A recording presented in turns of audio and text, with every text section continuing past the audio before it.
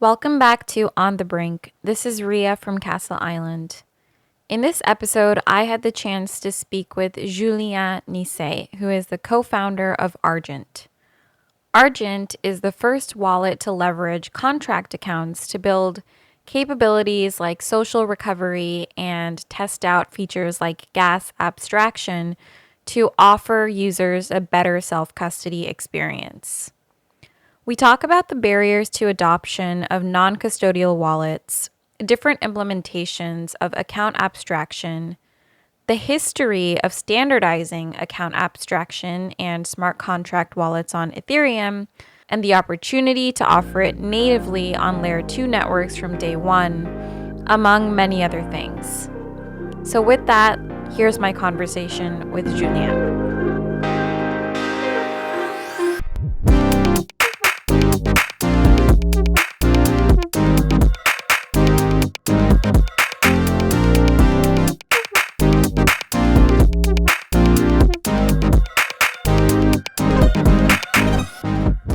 Hi, everyone. This is Ria. Welcome back to another episode of On the Brink. I have the pleasure of being joined today by Julien Niset, who is the co-founder of Argent. And he's here to tell us a little bit more about account abstraction, which I've been spending a bit of time wrapping my head around. And I think it is really top of mind after everything that happened last year, in hopefully making self custody more user friendly and convenient so that we can onboard a greater number of mainstream users into the crypto ecosystem. But before we talk about that, Julien, can you tell us a little bit about yourself and specifically what inspired you to build Argent in the first place a few years ago? Sure. So first of all, thanks for having me. Excited about this conversation. So yeah, I'm Julien. I'm one of the three co-founder at Argent, which I started building in 2017 with Itamar and Gerald, which have been longtime friends. We went to college together, and we are not that young, so we've known each other for 20 years, even a bit more. So yeah, I think for us the initial idea behind Argent, first of all, we started to be excited about the blockchain technology from, I would say, a technological point of view. So we thought that there was something happening. This technology was really exciting, and we felt that it had the potential to transform society, and to be really an impactful technology like the internet was more than 20 years ago. But back then we were still a bit young to still studying and too young to start a company or a startup. And so we felt that something was happening in the blockchain space, and we wanted to be there. We wanted to be at the forefront of that technology. And so my two co-founders, Itamar and Gerald, they come from a very consumer business that created a mobile application for brain training, which I think had back then like 60 million users. So they were really customer focused, and I had a bit more of a technical slash cryptography and security expertise. And so initially wanted to do something for users. And so we started looking at different verticals, trying to see which one would be interesting. And we rapidly realized that before we could do something for users, we needed to fix the issue of these users interacting with the blockchain. So we really realized there was like a big gap between the protocol and between what people were trying to build. And of course, that gap was the wallet. Being newcomers to the ecosystem, the way people interacted with the blockchain rapidly appeared to us as completely insane. I mean, the idea that we are creating an internet of value, but the first thing you need to do is to back up your password on a piece of paper, and not do it once, but do it multiple times in case something wrong happens. If you take a step back, I mean, it makes no sense, literally. And that was the statu quo back then. The fact that to do your first transaction, you needed to understand what gas means. You needed to being able to set, a gas price, transaction fees. I mean, all these friction made it pretty obvious to us that, this would never reach normal users, and, it would never reach mainstream adoption. And so we really felt like that was actually an opportunity. There was like a big problem to solve. and we felt that it was something we could do. And so that's really how Argent started. We really wanted to bridge that gap between the protocol and the application people were building, and we really identify all these friction points, and we said, okay, let's see if we can tackle them. And I think because we were newcomers to the ecosystem, we started from a blank page. And instead of seeing smart contract and saying, oh, if people have tried, this is not working, we really started looking what's the best way to crack these issues. And the main one for us was really the seed phrase, because in the end, I mean, one of the key properties of all this is self-custody, which is really, really, I mean, a great property. But if this self-custody is too hard to use, then people naturally will turn to something different. So we really, and the fact that everything relies around this single secret makes self-custody really hard and really risky. And so we really wanted to tackle that. And that's where the idea of using smart contract, came to light. And so that's really what we started building at the end of 2017. Yeah, it's a huge issue. And, I think there are also there's contradictory messaging around the seed phrase and protecting your wallet, because your seed phrase, if you lose your seed phrase, you lose access to your account, right? So you want to make that many copies of that in theory so that by human error, you don't lose access to your account. But then the other piece of it is if somebody gets access to your seed phrase, then you also lose your account. So one issue that you're trying to solve for is human error, and the other issue you're trying to solve for is theft. But the way that you address both of those are very Yeah. contradictory. So that creates this huge issue. Exactly. And that's why, I mean, it was pretty clear we needed a new paradigm. Yep. We needed to look at this from a completely different angle. There's been so many people trying to rename seed phrase to make it more, user friendly. There were people doing like customer research and saying we shouldn't call them seed phrase, we should call them something else. Again, this is not solving the issue. And so we really felt that we needed to come with a completely different angle. And in the end, what you want is you want the ability to program the security of your account. I mean, it's kind of natural, right? You don't want to have just one option. You want the ability to say, actually, I want my account to detect if there is something, out of the ordinary happening. And so the only way to do that, and the best way to do that on the blockchain, is actually to leverage the ability of a blockchain to be programmed. And that means using smart contracts. And as soon as you realize that then you are, you see things from a completely different angle, and all these problems you can address them by just programming your account or writing your smart contract to tackle all these issues one after the other.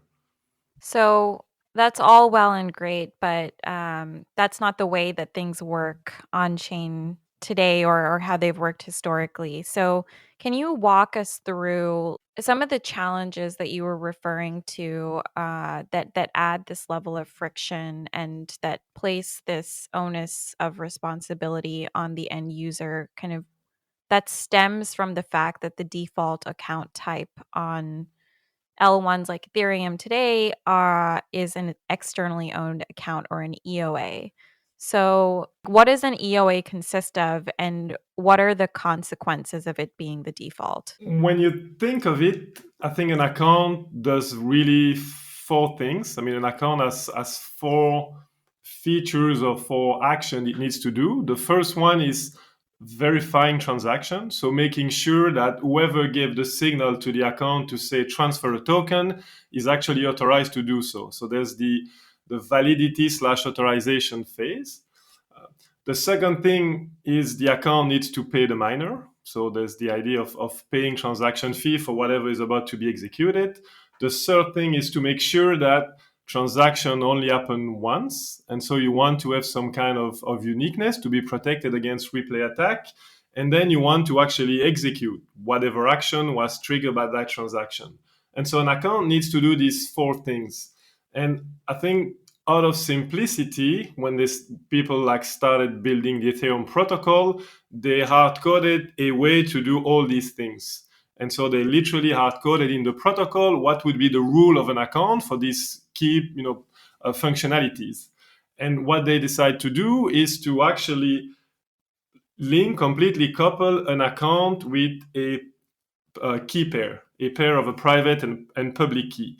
And how does it work? Well, they basically said that using if you have a key pair, you can derive the address and account from the public key of that key pair, and the private key is the only key that can actually trigger transaction. So the private key is the one that will be authorized to make transaction. On top of that, they added an incremental nonce, and then they say that the account would pay every transaction. But so the initial design is really to couple the account with this, what I call a signer, this key pair. And I mean, these are some obvious benefits. One of them is that as soon as you have a key pair, you actually have an account. So that means users can locally on their computer generate a key pair, and they automatically have an account, an identity on chain that they can use to make transactions. So of course that's kind of convenient, but the problem is that this creates a strong coupling, because if the key pair is the account and vice versa, that means that if you lose your key pair, you lose your signer, you lose everything. And if I have your signer, I have everything. So, and of course, for me, that's really the root of all these issues. And the model I'm describing, the fact that it was hard coded in the protocol, is what we call an EOA, for an externally owned account, because there's just one definition on how an account can be on Ethereum, an account that is controlled by something external, aka a user. So for me, the initial sin, or the root of the issue, is really the fact that this account, this externally owned account, first of all, is hard coded. There's no flexibility. And the design, the hard coding, is to make it completely coupled with that key pair that users hold. And as we see, that makes it very easy for someone to lose that key pair or to have him compromised. And the majority of the issues, I mean, the large majority of the issues that we've seen in the past, 6 years, they always relate to that key pair being either lost or compromised, because there's no fallback, there's no security. And so that's how EOA works today. And of course, the natural question is, can we change that? Instead of having this completely hard-coded, is there a way to define an account such that these key functionalities can be programmed instead of being hard-coded? Because if they are programmed, that means we can start to put different kind of logic, different kind of protection into the account. And that's basically what account abstraction is really the ability to program these 4 key functionalities. Before we get into account abstraction, you created a smart contract wallet around solving this issue around the seed phrase, even though account abstraction isn't live on Ethereum today. For me, it's also a question of I think naming conventions, in the sense that my understanding of account abstraction is the ability to program this key feature of an account. And for me, that's really what account abstraction is. And there's multiple ways to do that. And one way is to use existing smart contract on Ethereum. So at Argent, we started by saying, okay, we have this, there's that strong coupling. This model is not working. What we want is to program some kind of rules into an account. And we decided to do that using the existing technology. And so we did that on normal smart contracts. But to me, this is some form of account abstraction, because the key properties of an account are abstracted. You start to program your account. So for me, in my definition, smart contract wallet are a form of account abstraction. Of course, it's not completely native and it's not standardized, meaning that everybody can, define and deploy his own logic and his own account. And so I think that's why people don't understand it as account abstraction, but it is account abstraction. It's just that there is no standard. And so at Argent, we developed one such smart contract.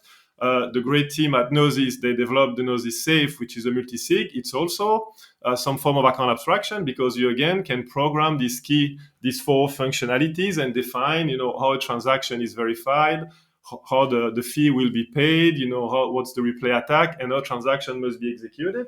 So there's been a few companies building smart contract wallets, which to me is a form of account abstraction, but they had to overcome some complexities and some issues. In terms of complexity, one of the key property of an account, an externally owned account or a top-level account, is to being able to initiate transaction and to pay transaction fees. And of course, on Ethereum, only EOAs can do that. Smart contract cannot pay fees. And so there's been we had a lot of thinking and research on how can we again simulate that on smart contract wallet. And the way to do that is to use what people call meta transactions and use relayers. So it is the idea that you will actually use an EOA controlled by some service that will prepay the transaction, and the account will pay back that EOA for the service of triggering the transaction. And you can make all that such that it's completely trustless. And so at Argent, we built that entire infrastructure, meaning that on L1, we have an infrastructure of relayers, and we prepay transaction for users, and then the smart contract pay us back to make sure that we don't subsidize transaction. And actually, we used to subsidize transaction. Again, that's a way, using that mechanism, you can decide to pay transaction for your users or not. But so to make that to make some form of account abstraction on Ethereum, there was a lot of complexities, as I said, and everything is custom. We have our own relayer, we have our own logic that works for the Argent smart contract, and Gnosis build something different, and other team build again something different and custom. So that was one complexity, but we overcame that. And so Argent, for many years, the experience was amazing. And actually, initially, we started by saying, you know what, we'll subsidize transaction for users, because again, we don't want users to see that complexity. In the end, you don't pay the server, the Amazon servers, when you go on the website. So why should users actually pay for transaction fees? And so we started with that great idea, and people loved it. We had all the benefit of account abstraction. We pioneered social recovery, so it started to be okay for users to lose their phone. We had like some kind of fraud monitoring to make sure that transaction out of the ordinary would be flagged by the account at the blockchain level. So we managed to develop all these great features that people talk about when they talk about account abstraction, and we built that on Ethereum. But that required a lot of hard work to get everything right, all these meta transactions and so on. But then, of course, gas started to go crazy. And then the limitation, or one of the, I would say, the drawback of smart contract wallet started to be obvious, is that if you put logic on chain, you need to pay for that logic. And it started to be, of course, much more expensive to use smart contract wallet than to use plain EOAs. If your transaction with MetaMask, which at some point was, say, like $30 or $40 to do something, with a smart contract wallet, sometimes it was twice that. And of course, if you talk about 5 cents and you pay 10 cents to have all these great benefits, then it makes a lot of sense. If you pay $50 to get all these benefits, it starts to be less interesting for the majority of users. And so that's why, as gas started to go really crazy, I think our users started to, or we started to be a product more for users with a lot of tokens, so whales, because of course they still want all the benefits that we provide. And if you're trading, $10,000, it's okay to pay $20 more on the transaction, because you actually have all the benefits of the security of the model. But I think that's how we reach a point where having smart contract wallet on L1, even though it provided all the UX benefits that people wanted to, and I think we proved the model. I mean, at some point we had $1 billion being secured in Argent vaults.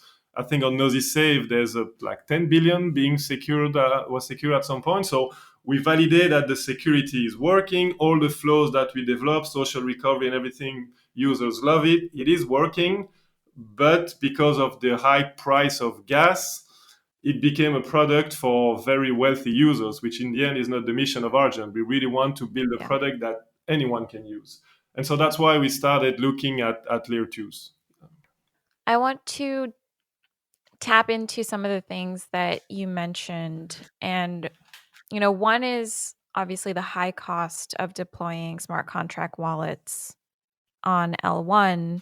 And it sounds like that was definitely like the key barrier to adoption. But I think something that you've talked about in the past is also that because uh, it's not natively implemented in the protocol, and because there's no kind of standardization, there is another one of the challenges that you faced was the ability to interface with different decentralized applications using a smart contract wallet. So could you talk about that a little bit too? Yeah, because indeed, I mean, Ethereum is built and dApps and the entire ecosystem, the tooling is built around this EOA paradigm. Uh, and if you come with a smart contract wallet, you are a different beast. So there are stuff that you do a bit differently. One obvious one is the ability to validate off-chain signatures. So some dApps, for example, or if you imagine a DEX, for example, the flow is usually to sign an order, an off-chain order that you submit to smart contract. And with an EOA, how does it work? You sign with your private key, and the smart contract receiving that signed order can easily verify that the order was signed by the correct account, because you can use EC recover, and that will give you the public key in a sense, which is, directly connect with the address of the account. So by just verifying the signature, you can actually verify that the person signing is the correct account. So there is a link between the verification of the signature and the identity of the user producing that signature. Smart contract wallet, they cannot sign.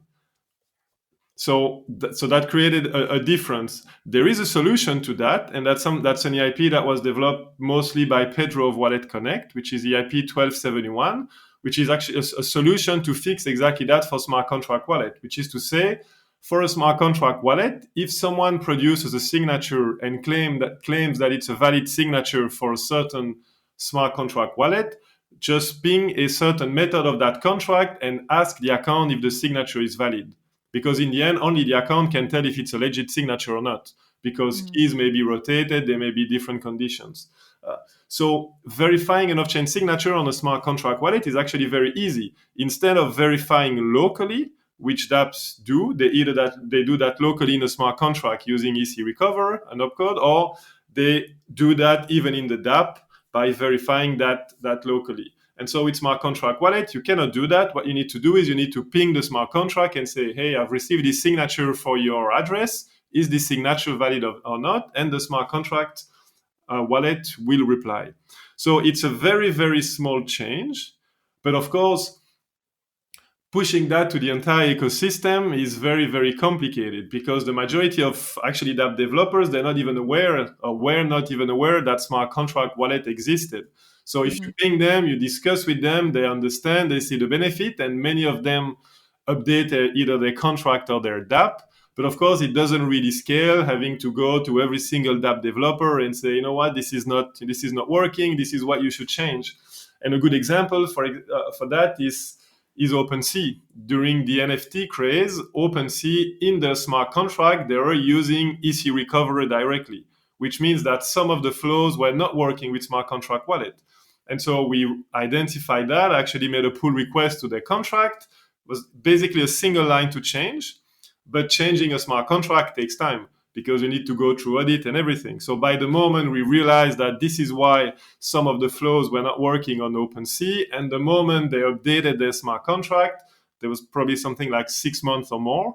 And of course, the NFT craze was, partly gone. And I think that illustrates these difficulties.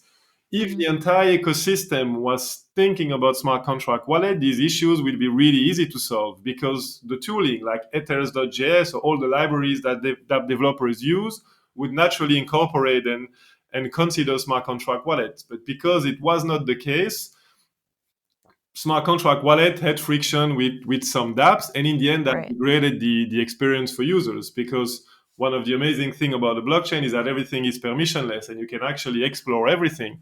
And now if you go on a dApp and 30% of the dApps are not working, for you as a user, that's not a great experience. But all these issues, they are very easy to solve. There's basically two friction points. One is the verification of signature that I mentioned, and for that there's a solution, and OpenZeppelin has a library for that. So it's literally a one-liner for dApp developers. Another problem is that some dApps are actually explicitly blocking smart contract wallet. I think because their security model is actually not good, and so they want to make sure that this is triggered by an EOA. And so in Solidity, they use transaction.origin, which is basically in their contract, they are asking what's the EOA that initiated the transaction. And they use that to make some kind of logic to make sure that something is not happening. And of course, with the smart contract wallet, the EOA that initiated a transaction is just a relayer that was preparing for the transaction, but it has nothing to do with actually the account. And so smart contract wallet would break on these flows. So these are the two problems, I would say, the two friction that we identified for dApps. They're very simple to use because transaction origin, everybody agrees that it's a terrible idea to use, so nobody should be using that. And EC recover, there's an easy solution. It's a one-liner, and you can do that on your smart contract or off-chain. So very easy to solve, but again, because the entire ecosystem is thinking, it's like people's brain is wired around EOAs. It's a lot of effort to make that ecosystem change. And I think it will change at some point, and we see a lot of momentum now. So I think for me, that's what gets me excited, because for many years, either people, didn't consider us, or some of them, did not agree. Now everybody agrees that this is the right way. And basically Yep. what we've been saying for more than 4 years, everybody agrees. Everybody is actually using it. Our wording is using the material that we've produced for many years. So I think the entire ecosystem has now realized that this is the way to go. And so I think that means that the mind and the mental model of people is slightly gradually changing, and now developers are considering smart contract wallet, which I think is great.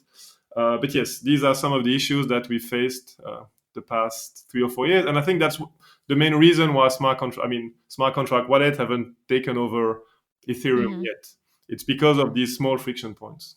Yeah, the amount of content and discussion around smart contract wallets and account abstraction has truly exploded in the last few months, and I think part of it is um, obviously everything that happened last year that really brought the importance of self custody to the forefront, and then also, which we'll talk about on this episode a little later, is the integration or implementation of smart contract wallets and account abstraction natively within L2s. But before we get to that point, I do want to talk about the fact that account abstraction and its standardization is something that Vitalik and the Ethereum developer community have articulated and understood the value of for many years now.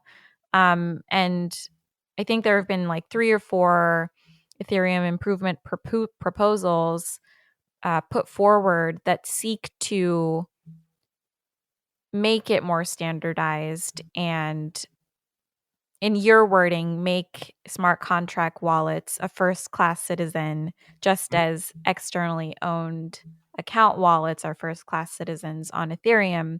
So can you walk us through some of those EIPs and maybe talk about where progress stands today as it relates to standardizing it on Ethereum L1? So yeah, you're completely right. Account abstraction is by no means a new idea, and I'm pretty sure Vitalik already had that in his mind when they started designing Ethereum. I think they probably settled for EOAs because you need to start somewhere, and it was much simpler. Uh, but the first EIP around account abstraction is from 2016. So you see that with the beginning of Ethereum, there's already a proposition to abstract some of the functionalities of an account using, I think it's EIP 80 something, 86, if I remember correctly. And the idea is to define some kind of forwarder contract so that can kind of play the role of an account. Then 2017, 2018, there's I would say the beginning of smart contract wallet. That's when we started at Argent. I think that's when Nosy Safe started to be a bit more popular. And so for me, that's one form of account abstraction, but not a standard. And then there's 2 EIPs, I would say, I think something around 2020, 2 years ago. One of them, and it's funny because they take completely, I would say, complementary or opposite approach. One is to enable top-level account features to smart contract, and by that is the ability for a smart contract to initiate transactions. And that's an EIP that introduces a few opcodes such as pay gas and so on. So to take care of the the validation and the paying of transaction fees from smart contracts. So trying to give some of the top level account to smart contract. And roughly at the same time, there's another EIP which does exactly the opposite. Is trying to to give some kind of smart contract feature to existing top-level account EOA. So it's the ability for an EOA to delegate to a smart contract the power to validate and execute transaction. And so there's been these two EIPs, I think 2020. And so the problem of these three EIPs that I mentioned, so that started in 2016 and then 2020, is that they all require a protocol change. So they all rely on the addition of new opcodes, new transaction types, and so basically changing the protocol. And I think people, there's a lot of, Ethereum is an evolving protocol. There's different priorities. And I think people didn't see account abstraction as one of the main priority. People focus on ETH2. People focus on 1559. So there were, proof of stake, 1559. There were, of course, most important issues to kind of create a solid foundation for the protocol and so enable the protocol for me as well to kind of to scale. So lay the foundation of a strong protocol that's decentralized enough, secure enough, that is green enough with proof of stake, and on which we can also enable scaling. And so these EIPs, even though they were interesting, I think people didn't really see the value, and they were not like a main priority for the ecosystem. Until 2021, I think, 2021 or 2022, came a new EIP, or ERC, as a matter of fact, ERC 4337, that people have talked a lot about. And the key idea behind 4337 is exactly that, is trying to enable account abstraction, but without requiring a protocol change. Because I think Vitalik, again, all these EIPs except one were always pushed by Vitalik. I think he came to the conclusion that it would be hard to push account abstraction, but actually we could do something now. There's no point waiting for all these important, fork to happen and all these important features to come to the protocol to start thinking about account abstraction.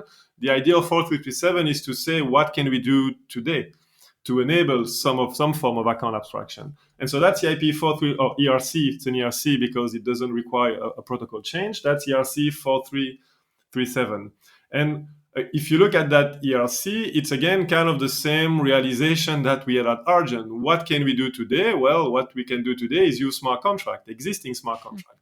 And so from an architectural design point of view, ERC 4337 is actually a normal smart contract wallet like Argent, but it decentralizes the piece of architecture that is necessary to write and operate smart contract wallet. So everything related to the meta transaction, the relayer, which means on Argent, it's a central point. Even though you can use your own MetaMask to send a transaction, if you use Argent, you go to this central relayer. So ERC 4337, it's basically an architecture to build a normal smart contract wallet on Ethereum, exactly like Argent, except that the mechanism to trigger this transaction, to pay the fee, is completely decentralized and standardized. And again, that comes to my first point. Smart contract wallet have been there for since Argent and Node is safe, but there was no standard. I think the beauty of ERC 4337 is actually it's a standard to write and operate smart contract wallet. And so the way it works is purely at the application level. It kind of reproduces the mempool, or it creates a mempool at the application level to execute this relayer part of smart contract wallet. And the second benefit, and that means that if that entire complexity is taken care by ERC 4337, it becomes very easy to write a smart contract wallet, because now ERC 4337 defines a clear interface, the methods that your smart contract wallet needs to have. And that means that anybody can much more easily write a smart contract wallet on an EVM chain.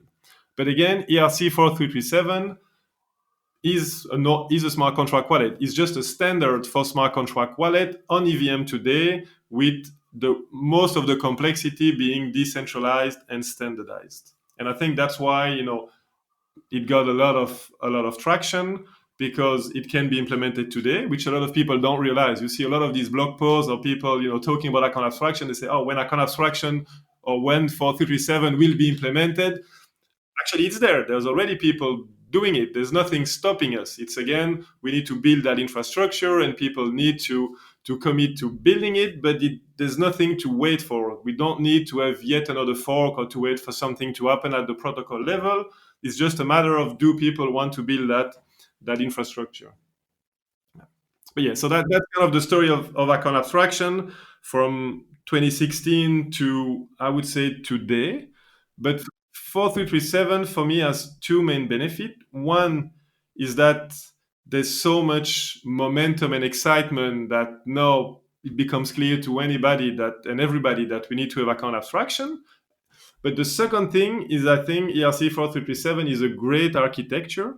So the design is actually very, very clean. And so that means that you can almost take that design, which on ERC 4337 happens at the application level, meaning that there's nothing for the protocol, it doesn't change the protocol, but you can bring that almost immediately to the one level down to the protocol. Mm-hmm. And that's basically what Starknet and ZK Sync are doing today, which means that on layer 2, it's very easy to actually build native account abstraction at the protocol level by using and being inspired by ERC 4337, which to me is the second great benefit of that ERC. With this standardization and the decision or design to kind of decentralize this one piece of infrastructure that right now Argent kind of built itself and is operating in maybe a more centralized way than is ideal. Does that do enough in addressing some of the limitations you talked about around cost and developers having to actively go into their code and add support for smart contract wallets? Yes, so that's a very good question. And our position at Argent is that it does not. And that's why, even though we are clear supporter of 4337 for different reasons that I will list, we feel that it's not the end goal. So it's a great step. It's a step in the right direction, but it's by no means the end goal. So to be precise about your question, in terms of cost, I think the answer is probably yes, because people today are building on layer twos, which means lower cost. So the impact or the overhead of all that logic of smart contract wallet is much, I would say, is much less. So in terms of of compute, of CPU, of gas, it's exactly the same. So it's a smart contract, and it will be in the end as efficient, more or less, as Nosy say for Argent today on L1. So it's not changing anything with that respect. But of course, if you do that on layer 2, the cost will be much smaller. So I think Right. that will be addressed not by that ERC per se, but by the fact that people will implement it on layer On 2. L2. Now, Yeah. the compatibility issues with dApps, I don't think it will. I mean, it will probably improve the state of affair because there's so many people talking about it, and if every single dApp developer is getting excited, then people will actually start considering smart contract wallet. And so you can imagine that the EVM world will reach a point where every dApp, every smart contract, when they need to verify a signature, of chain signature, they will consider EOAs and smart contract wallets. So I do think that this is going in the right direction, but this will, as it is, it will not remove EOS. So there will still be EOS. Yeah. Today, there's tens of millions of users which with funds, NFTs, whatever, on EOS, and these people will still be there with still that complexity,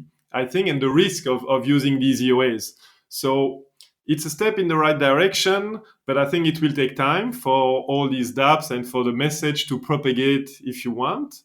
So yes, our point of view is that it's not the ultimate solution, and that we should actually go one step forward. And I think, again, most people agree that the people behind ERC-4337, which is mainly Vitalik, Yoav from the Ethereum Foundation, already discussing with them, and of course that's their clear intention.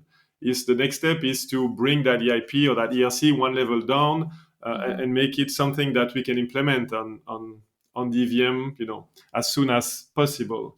So ERC-437 is a great step in the right direction because I think it popularized and it evangelized people and app developers about smart contract wallet. But in the end, I still think there will always be friction. There will still be dApps that are not completely working, uh, because it will take time for that message to propagate everywhere, for every single line of tooling to be changed. And there will still be people that will think that you need to have an EOA. There's that phrase, not your keys, not your coins. And I think this is very wired in a lot of people's brains. I don't think it's a good description of self-custody, because with the Argent model, I can give you my key, and that you'll still not be able to actually do a transaction because I have my guardians that will prevent that from happening. So Yeah. anyway, all this to say that yes, step in the right direction, but I do think we should go one step further. And again, everybody agrees that we should go. I mean, the people behind account abstraction and the people that think about these issues, I think most of the people are aligned that we should go one step further. And so the message we've been pushing at Argent is that we are seeing the rise of layer twos, and that's an amazing opportunity to actually implement these ideas natively, because something that is really hard, and that's one of the reasons why Ethereum is still not implementing account abstraction, is that it's really hard to go from a model where you have EOS to a model where you have account abstraction. If you have billions of funds, you have thousands of dApps which are already built in that paradigm. So Hmm. now that we are seeing the rise of layer twos, if we agree that this is the direction that we should go to as an ecosystem, let's make this change now, and let's not wait 2 or 3 years and start building again with that ERA paradigm and then wait for a perfect EIP to come to start to implement it. No, I think we should do it now because there's relatively limited funds on layer twos yet. We know the account model is a problem, is a friction point in terms of UX of Ethereum. So we've identified a clear issue. We have a solution. Let's implement it now instead of starting, I think, with something that has limitation and say, yeah, but we'll do that in a couple of years. So what we've been pushing at Argent is really to say this is an opportunity. It's kind of a new start. All these layer twos are a new start of Ethereum. So let's take all the stuff that worked amazingly well, build on that, and fix the few points that we all agree are an issue.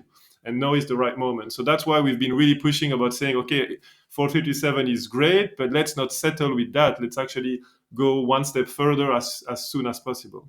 You've done a lot of great work around lobbying for that and lobbying for having uh, account abstraction natively integrated from the get-go on day one on L2s, and specifically ZK rollups like Starknet and ZK Sync.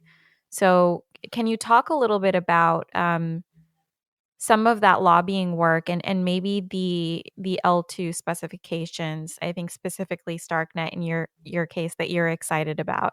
I think, as I mentioned, we identify problems with our model on L1, and so it became rapidly clear that we needed to know the future of Argent was on layer twos. And so we started 2 years ago, I would say, started to review the different possibility, discuss with the different team. And for us, it was, I would not say obvious, but we were much more excited and attracted towards ZK rollups than optimistic rollups. Again, love optimistic rollups, but we felt that ZK rollup was kind of the long-term solution. And at Argent, we've always tried to build for the long term. And so we started engaging much more closely with ZK Sync and Starknet, but as well with Optimism and Arbitrum. But decided that, or at least short-term future was on ZK rollup, or first bets, if you want, would be on ZK rollup. Uh, and I think in parallel, Starknet, as you know, I mean, that's what I love about Starknet is that, again, they are opinionated. They're not afraid to make bets.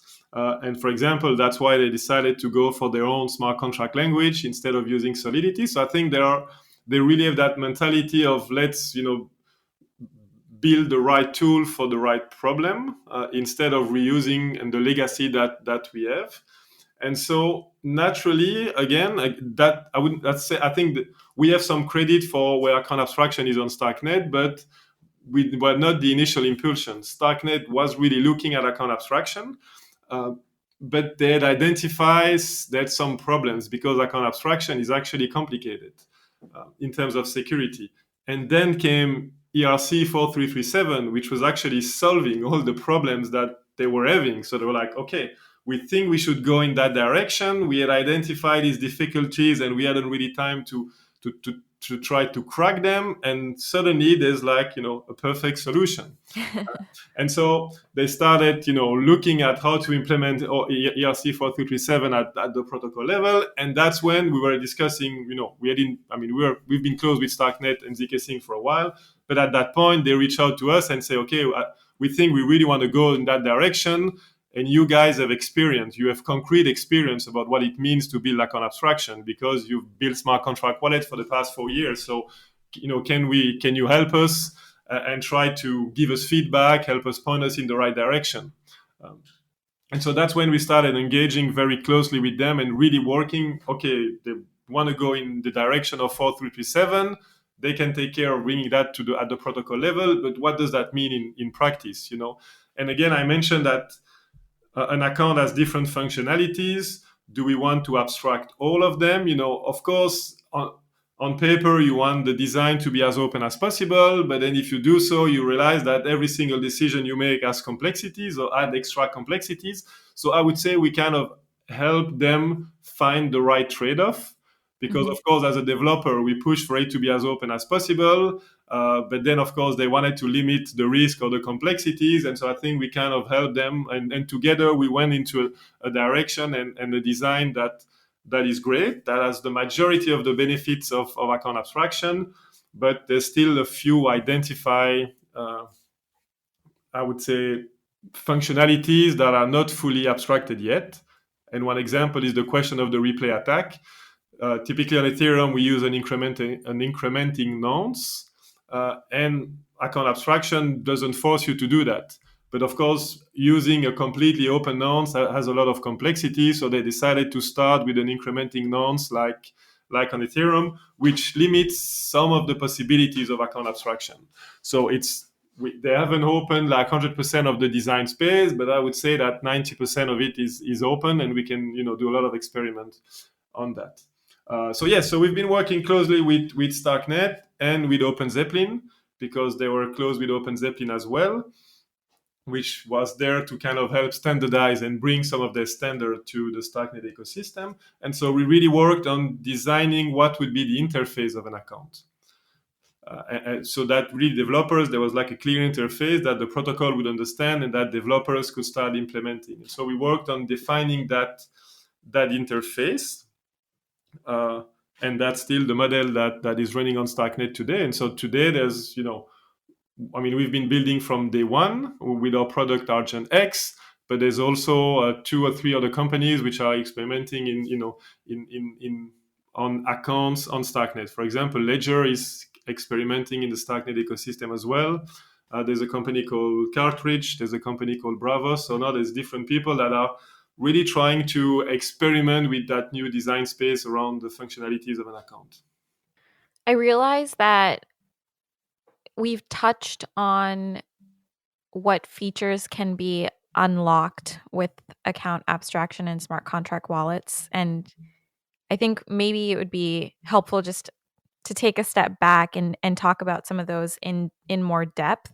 We've talked about at a high level how with account abstraction, you can add programmability to transaction verification, but that's pretty vague, and maybe difficult to grasp for some listeners that haven't gone more in the weeds around what capabilities can truly be unlocked by this. And you mentioned things like social recovery and fraud monitoring, and things like multi-call and batching. And, I think Visa published a blog post around being able to do auto payments on Starknet. Maybe let's take each of those and talk about what account abstraction actually unlocks. What are these features that is attractive for end users and that really improves the user experience? Sure. So first of all, I think some of the stuff we'll discuss are the ideas that are the improvements that we've identified, but I really believe that the design space is much broader. We are really just Mm-hmm. scratching the surface of what can be done. So this is the low-hanging fruits in a sense, or the obvious Yeah. ones, but I'm sure there's so much more we can build on account abstraction. So yeah, as we mentioned, one of the key functionalities of account is to validate transaction, making sure they are legit transaction, and that the account should execute and pay for this execution. And so typically on Ethereum, you use you have one key. We discussed that with an EOA. You have a signer, and it's hard coded that the private key of that signer must sign a certain message on a certain elliptic curve using a specific signature scheme called ECDSA. Now, if you can start programming that, you can put different rules there. And so, for example, you can imagine that node is validation. You say, you know what? Instead of having one key, I'll enable uh, n out of m keys that I have defined that needs to validate transaction. And suddenly you have a native multisig because you can list on your account, these are the m signers or the m keys, and the validation logic will say every time I have three signatures of these, of these n keys, then the transaction will be valid. So you can imagine that you can now build a multisig that can initiate transaction, but that's not too innovative. What we did at Argent is something we pioneered is social recovery. I think one of the main friction point of blockchain and of EOAs is what happens if you lose your key. And so, of course, on Ethereum, that's why you write your seed phrase on a piece of paper. And we wanted to get rid of that. And so the model that we design is something that's very similar to what you have today with your bank.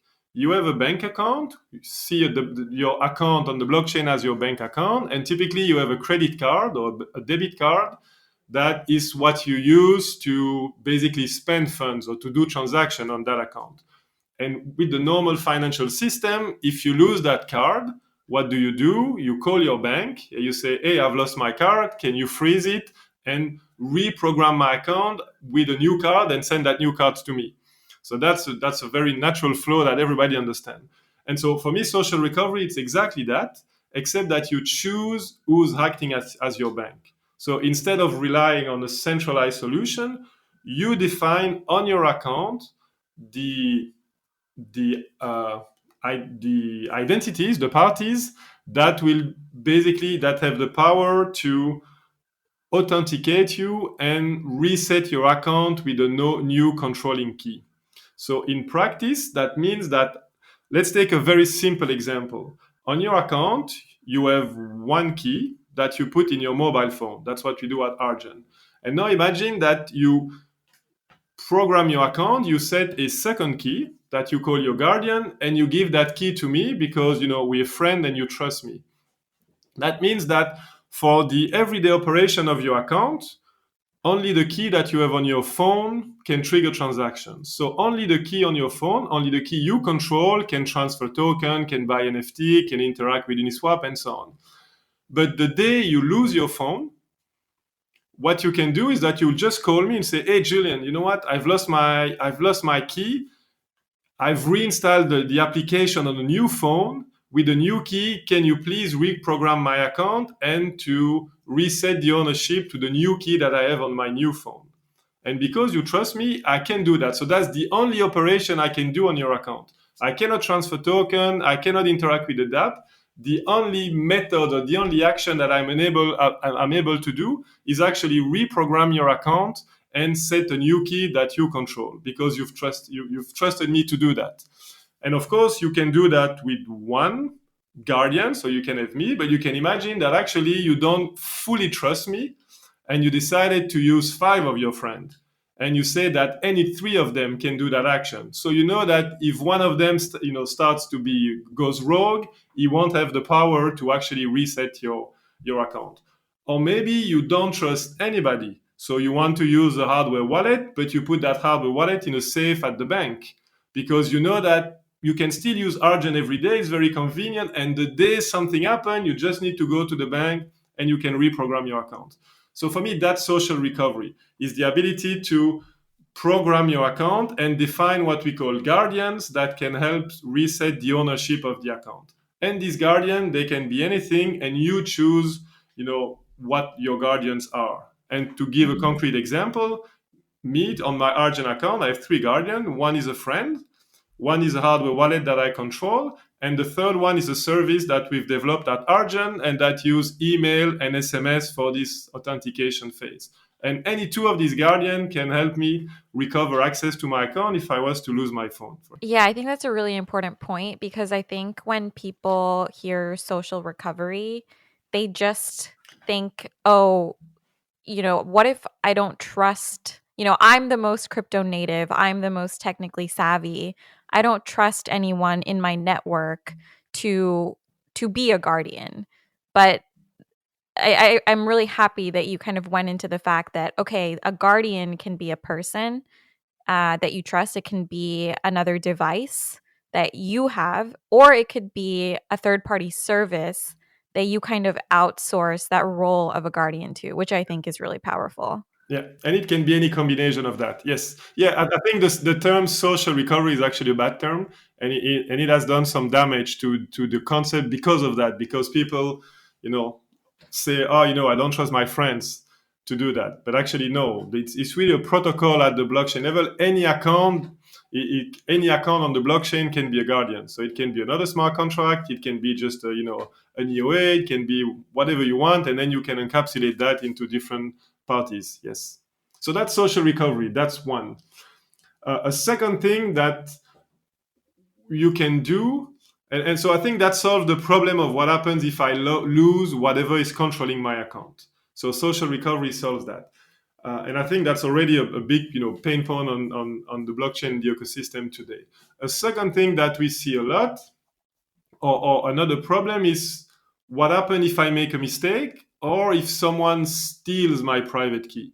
If you store it, if you store it in your phone, very deeply encrypted, protected by secure enclave, it's complicated. But you can imagine what happens if, for some reason, I leave my phone open on my table, or actually, my uncle has access to knows my password, has access to my phone, whatever. You can imagine scenarios where someone will try to initiate an unauthorized transaction, or you make a mistake, or simply you go to a DApp, you think it's Uniswap, but actually it's not Uniswap, and so you make a transaction thinking you're interacting with Uniswap, but actually you're signing a completely different operation, because what you see on the UI is not necessarily what's happening at the blockchain level. So one solution to protect against that is the idea of fraud monitoring that we do at Argent on L1 and that we are replicating on Stacknet. And so the idea is to say, let's imagine again that I program a second key on my account, and I program my account such that the second key must co-sign every transaction I make. Okay? So now every time I make a transaction, I need two signatures, the one I control and that second key that we call the fraud monitor. And that key, I will give it to a service, an off-chain service, and every time I make a transaction, my wallet will send the raw data to that service, and that service will decide, is it a legitimate operation? If I'm sending you money frequently and I send you money again, there's no reason to be worried. That's perfectly normal behavior. So in that case, the service will automatically co-sign, send back the signature to the wallet, and is transparent to the user. As a user, I just said send transaction, this exchange happened, the transaction is validated by the fraud monitor, it's deemed secure, the transaction is sent directly. Now imagine that you interact with a phishing website and it's a known scam. In that case, the monitoring service will say, oh, but the address the wallet is sending money to is actually a scam. It's been flagged by many people. In that case, either it will block the transaction, or it will just raise the flag on your wallet, say, you know what, you're interacting with this website that with an address that has been blacklisted or that has been listed as a scam. Are you sure you want to continue? Usually you will say no. If you say yes, the service will ask you to prove that you are you. that it is not someone controlling your wallet. Again, for me, I mean, coming from Belgium, that's typically the kind of flows we have when we do online banking. And so Right. suddenly you are required to provide a second factor, which can be Google Oath, it can be email, it can be SMS. And so that's really fraud monitoring, is the ability to, so you delegate, you ask an external service to help you identify transactions which are okay from transaction that seems to be either unknown or problematic. And then, the service can ask you to confirm the transaction with a second factor. But again, this is not giving the right to that service to actually censor you, because as the owner, you always have the right to revoke that right to that service. So if the service is done, if the service is not behaving, you are always in control, and you can just revoke that second key, that fraud monitor key, and set a new one. Again, the fraud monitor one can be a hardware wallet that you control, because you want to make sure that every time you make a transaction, you think about it and you need to confirm with your hardware wallet. So again, it's just a protocol. You can choose what you do. But our goal at Argent is really to enable, I think, flows, UX flows that people are used to. And so social recovery, it's a flow that is very normal. You lose something, you call some people, you interact with the service to get back access. The fraud monitor is, again, when you interact, you make a financial transaction. You just, in certain situation, you just want to confirm that you are indeed you, and it's not someone that has stolen your key or taken, control of your phone. So that's fraud monitor with 2FA. It's another thing that you can do with account abstraction. Another feature that I think is really cool is called session keys.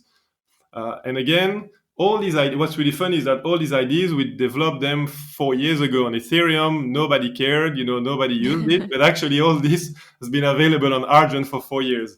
And so session keys, we call them DApp keys, but it's exactly the same concept. So the idea of a session key or a DApp key is the ability for a DApp to create a temporary key that will only be valid for a certain session, so a certain time, and that will be restricted to do very specific operation on very specific smart contract that you decide.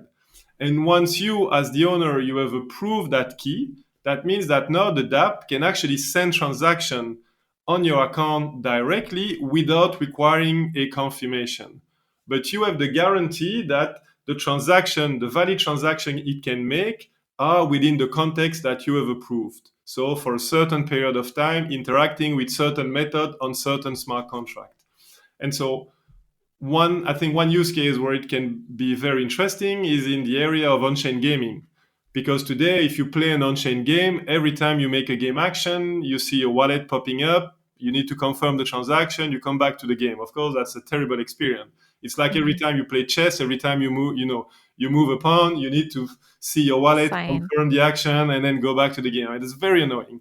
With session keys, actually, you only need to confirm once, because you start the session, which is again very normal. Identify, start a session, you see what you're authorizing, you say yes, and then for the duration of the session, you can actually play your game without having to confirm any transaction with your wallet. But still, full security, full guarantee that you know exactly what is happening, and there's no risk of that key doing something that you don't want it to do. Yeah, because you can define certain parameters Exactly. within which it automatically signs, Exactly. Yeah. confirms, Yes. actions. And so again, for me, it's really enable a Web2-like experience, but on chain and still fully non-custodial, because as the user, you are fully in control.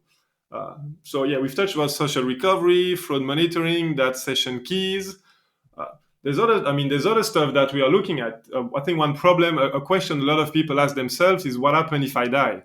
Will my spouse or my kids or my partner be able to have access to my crypto? Again, with account abstraction, that's something that you can program, because you can imagine that you register a key and you say that key can only make transaction if the account has been inactive for 2 years. And now with some new technique, called storage proofs that you can have specifically that you can have on blockchains, you can actually prove, for example, that your account has been inactive for a certain period of time. So you can imagine to solve that problem. And now you say there's that key. It cannot do anything, but the day if something happens, if I don't touch my account for that amount of time, then know that key becomes the one in control or can exit the funds. So that's another thing that you can do with account abstraction. Another area You know, of sorry, go ahead. no, go ahead. No, I was going to say another thing that we are exploring with actually the folks at Ledger and Cartridge is the ability to build an account that is fully modular in a sense, because it's realizing that not all users want the same functionalities. And so you can imagine that you create an account which is some kind of a base layer, but you can enable plugins on that account. And each plugin will contain one of these features. So maybe someone wants to have a multi-sig, someone wants to have social recovery, someone wants to have a NeoA-like behavior, someone wants to play game and have session keys, but that other person may not want to enable session keys because he uses wallet for DeFi and to transact with lots of token, lots of value. So the idea of plugin is really to say we can create an account that is fully modular, and users can pick and choose the kind of features they want to enable or disable on their account. So I think these are some of the stuff that we are exploring. I'm really happy you mentioned that last point because it also, well, it was going to be a follow up question, but then it also goes back to something you mentioned earlier around the fact that, a lot of the features that we're talking about today are the low hanging fruit. And there's so much more that we haven't even unearthed that you could potentially enable via account abstraction. And if you have this kind of modular wallet that's more configurable and to which you can add and take away Lego blocks, then you can see, the wallet experience for a user being more flexible and evolving over time, which I think is really necessary because we're still so early and don't know what we might want to do and will be able to do in the future. Yes, 100%. And for me, in addition to exploring a new use case, it's also very convenient if you think of a user's journey. Typically, when you start in blockchain, you won't have like tens of thousands of token immediately. Maybe you just want to play a game because in the end people come for an application. And if you play a game and it costs you $5-10 to play the game, your security requirement is not the same as if you start to do some crazy stuff on DeFi with lots of money. But of course you may want to maintain or to keep your identity throughout that period. So you want to be the same account but have your security mechanism to evolve over time based on your evolution and what you do with your account. So having something that is modular means that you can have the right experience at the right moment, but still keep your identity over time, which I think is Yeah. another important property of the plugin system. I know we are very close to the end of our time together, but there is one question, and maybe I'm going to regret, or you won't appreciate that I'm opening this can of worms now. But I think a lot of the features that we just talked about, as it relates to smart contract wallets, have also been mentioned in the context of MPC wallets. And there has been some discussion around, the pros and cons of one versus the other. And you clearly are, obviously are biased in favor of smart contract wallets, but maybe at a super high level, could you talk about some of the biggest differences between the two and, you know, because you are the co-founder of Argent, which is a smart contract wallet, why you think smart contract wallets are a better, long-term solution. Yeah. So disclaimer, I am not biased at all, of course. I will give you my honest and evident opinion on the matter. No, more seriously. So first, some context. I don't know if everybody's familiar with MPC, but the idea of MPC is multi-party computation. So the idea is that multiple parties can actually do a computation, say signing a message, and if they sign one after the other, the end result will be the signature of a known account. So it's like you recreate the signature of an EOA by multiple person, signing the message. And but you can also just like in a multi, so that looks like a multisig, because you can Mhm. also say there's actually three parties and the signatures of two of the parties will actually produce the correct signature of the EOA. So you de facto have a 2 out of 3 multisig. And so again, if you start giving one of these party to a service, you can do some of the features that we discussed with account abstraction. You can imagine to have some kind of fraud monitoring as well, because you can give one of the party to a centralized solution that will inspect the transaction and only sign based on certain parameters that you've decided. So yes, some of the benefits of MPC, or you can recreate some of the flows that you have with account abstraction. But for me, I think there's two main difference. One is I think MPC is much more rigid in the sense that it's really like it's hardcore cryptography, and of course that evolves and that progress much slower than what you can do by simply programming an account. So by design, yes, there are some of the benefits of account abstraction can be emulated with MPC. But as we mentioned, I think we're just scratching the surface of what you can do with account abstraction, while we pretty much know what you can do with MPC. In the end, it's only a n out of m, multisig, and then you can choose what you do with these different parties. But that's very, very limited. So I think one clear difference for me is that MPC is very rigid, while with smart contract and account abstraction, you can basically program whatever logic you want. You want to change cryptography and use a signature scheme that is quantum secure, quantum resistant. It's very easy. You just need to program the logic, and a lot of people know to program that. While Mhm. actually changing the cryptography and doing MPC on a different elliptic curve is complicated. So there's the rigidity aspect, or the flexibility benefit of account abstraction. But another, for me, important point is around censorship resistance, because and the question of revoking keys. With a smart contract, with account abstraction, is very easy. As I mentioned, if you trust someone to do the fraud monitoring service for you, the day you don't want that person to do that, you can simply revoke that key. And that's written in the smart contract. So that key is useless, has no more power. With MPC, in the end, you just reproduce the signature of an EOA. So even if you change the parties, in the end, existing parties can always sign and always have that right.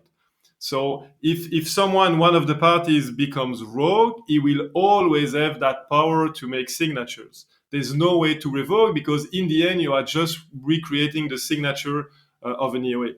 So for me, that's the main drawback of MPC, is the inability to revoke the signers. And that opens a lot of questions with respect of censorship resistance and so on. While with smart contract wallet, you can revoke parties at the smart contract level, at the level of your account. So for me, that's the other key difference. Do you think that there's a world where the two kind of complement each other? 100%. And again, I think instead of seeing the difference and seeing, which one is better over the other, I strongly believe that in the end, account needs to have some kind of programmability. But yes, if you can offload some of that computation off chain and still Mhm. have some of the benefits, then you reduce the cost of executing action on your account. And so, yes, I think combining both is a good solution. You can imagine, for example, that NPCs are your guardian. So on your account, Right. it's just one key, but actually you do the N out of M, you do that in NPC, but that creates Yep. one signature, which is the guardian of your account. You have kind of the best of both worlds, because now you can revoke the NPC by just changing your guardian. So I do think that, yes, instead of seeing that as competing technology, of course at Argent we are strong believer that smart contract accounts are much better at the account level, but I do think that MPC has a role to play on the ecosystem. So I think both technologies are interesting. Amazing. Well, Julia, it's been such a pleasure to have you on. We covered a lot, but I really appreciate you answering all of the questions and giving such a comprehensive overview of the history, the challenges, the benefits, and where we stand today. So thank you so much.